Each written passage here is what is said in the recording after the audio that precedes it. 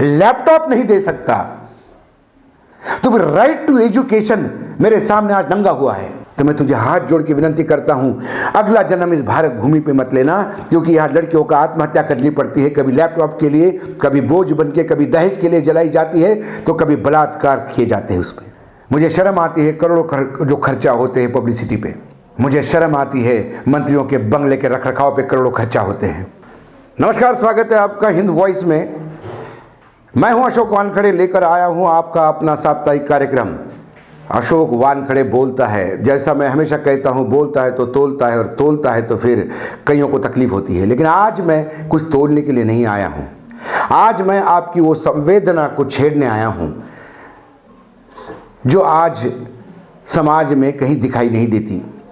इसके लिए मैं आपको दोषी नहीं मानता, लेकिन एक खबर जो सुबह पढ़ने के बाद मेरे आंखों से आंसू रुक नहीं रहे थे, और कहीं ना कहीं मैं सोच रहा था कि किस सिस्टम में हम रह रहे हैं, समाज किस दिशा में जा रहा है, और जो बड़ी बड़ी बातें हम करते हैं वो कितनी खोखली है, इस खबर से आपके सामने मैं रखने का प्रयास करूंगा। और आप आज की खबर संवेदनशील होकर सुनोगे, ऐसी मेरी आशा है।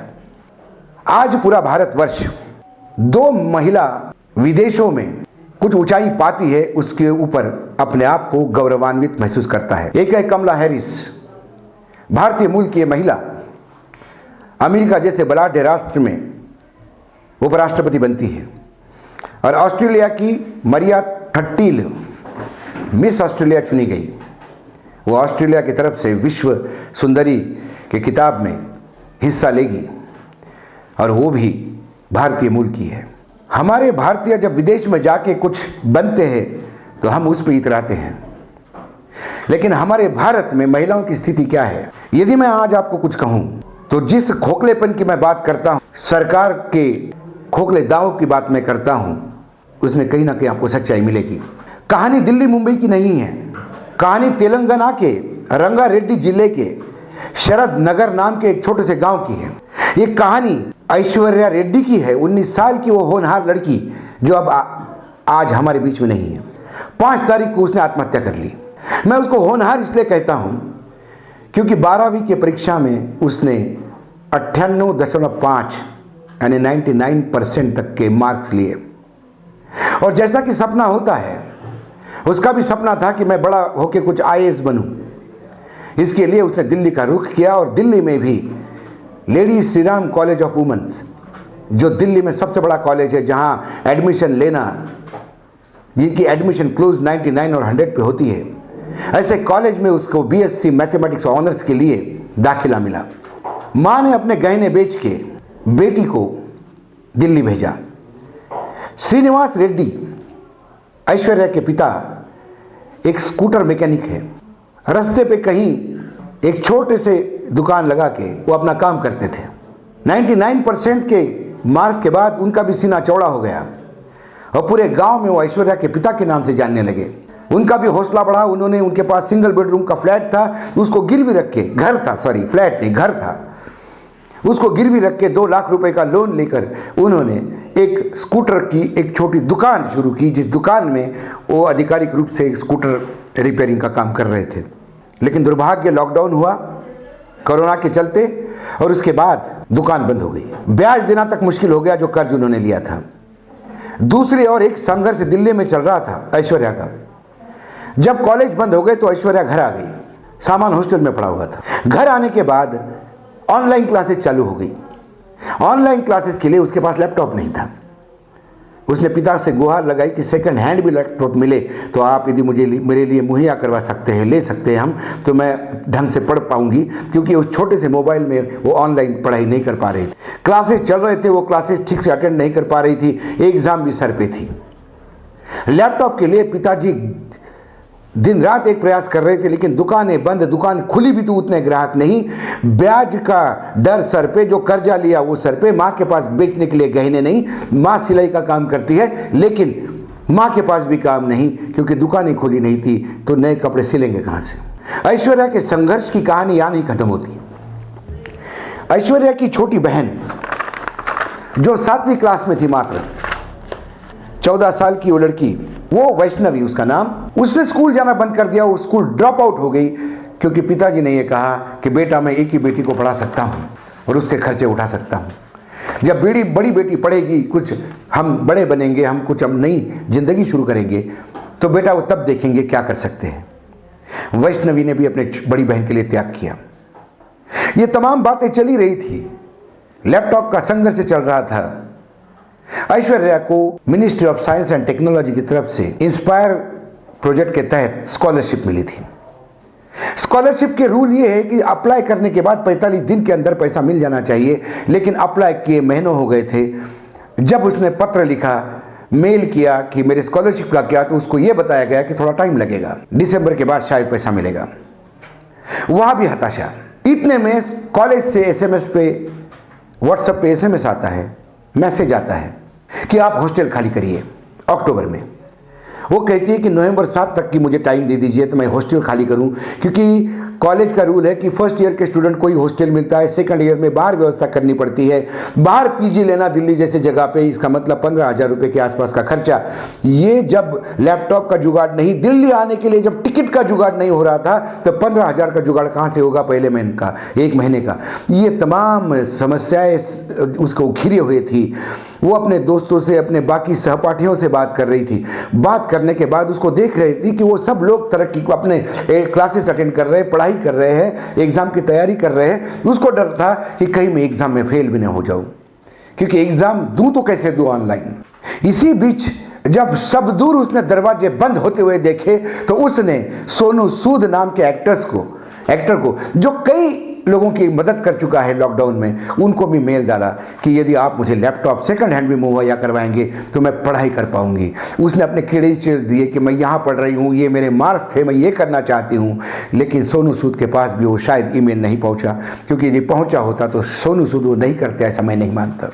जब सब कुछ हार गई तो 5 तारीख की रात को उसने अपने पिता को खाना खिलाया अपने हाथ से, और वो एक बेडरूम के फ्लैट में, पिताजी ने बेडरूम खाली कर दिया था ताकि बेटी पढ़े, और सब हॉल में सो रहे थे। बेडरूम का दरवाज़ा भी बंद नहीं था। उनको लगा बेटी पढ़ रही है, सब सामान्य सा दिख रहा था। सुबह उठ के देखा तो बेटी मरी हुई थी, उसने आत्महत्या की थी, और तेलुगु में आत्महत्या की वो चिट्ठी लिखी थी। उसमें वो कहती है कि मैं बेटी हूँ, मैं बोझ बन गई हूँ, मैं शिक्षा मेरा बोझ बन चुका है इस परिवार पे, इसलिए मैं आत्महत्या कर रही हूँ। उसने सरकार को गुहार लगाई कि मुझे जो पहले फर्स्ट ईयर की जो मेरी स्कॉलरशिप है, मैं नहीं भी रहूं तो उसको डिस्बर्स जरूर करना, कहीं ना कहीं मेरे माता पिता के काम आएगी। प्रश्न उठता है आज उस सिस्टम पे, मैं आज प्रश्न उठाता हूं उन तमाम सिस्टमों पे। बेटी पढ़ाओ बेटी बढ़ाओ का नारा देने वाले हमारी सरकार आज कहाँ है? मैं सवाल उठाता हूं महिला बाल विकास मंत्रालय पे, किसका विकास वो कर रहे हैं यदि बेटी मरती है तो? लॉकडाउन में 20 लाख करोड़ का पैकेज की घोषणा होती है।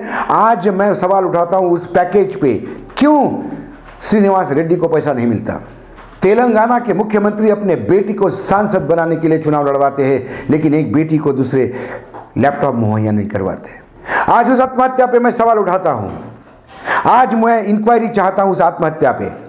सुशांत सिंह राजपूत आत्महत्या करता है तो सुप्रीम कोर्ट से लेकर सारे सिस्टम काम पे लग जाती है और सीबीआई की इंक्वायरी होती है।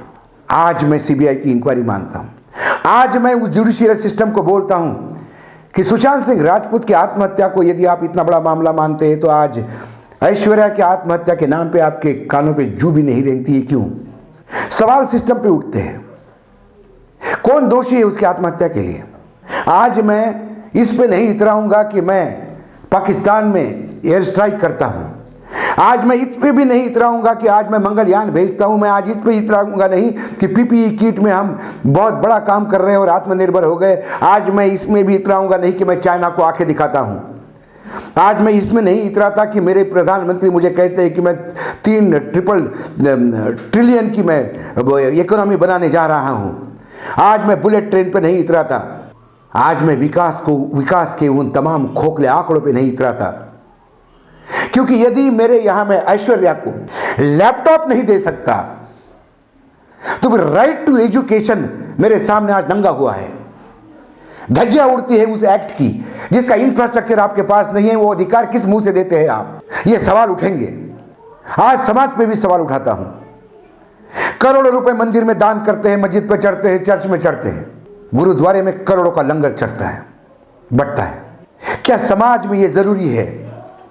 करोड़ों का मंदिर में क्या रामलला विराजमान होने के बाद सुखी रहेंगे कि जिनके ही राम के नाम से राम राज्य की बात करने वाले समाज में यदि एक ऐश्वर्या नाम की होनहार लड़की को मौत को गले लगाना पड़ता है? सवाल ये भी उठता है, कई सवाल है। मेरा प्रधानमंत्री करोड़ों के हवाई जहाज में अमेरिका के राष्ट्रपति के जहाज जैसा जहाज लेके उड़ता है, इस पे देश गर्व कर सकता है। लेकिन आज मैं ऐश्वर्या के मृत्यु के बाद शर्म आती है, मुझे शर्म आती है करोड़ों जो खर्चा होते हैं पब्लिसिटी पे।